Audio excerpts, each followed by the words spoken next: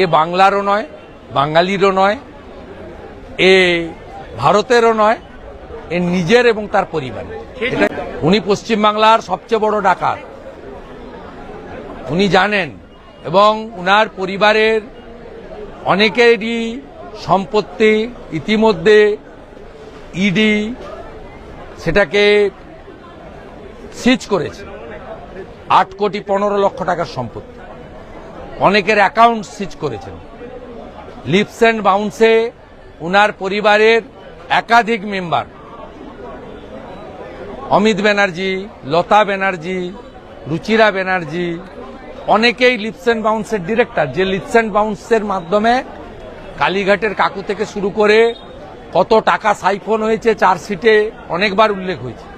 স্বাভাবিকভাবে উনি আতঙ্কিত যে আমার কি হবে, আমার পরবর্তীকালে আমার পরিবারের যাদেরকে আমি 11 সালের পরে এনে এখানে বসালাম তাদের কি হবে, এই ভবিষ্যৎ দেখে আতঙ্কিত।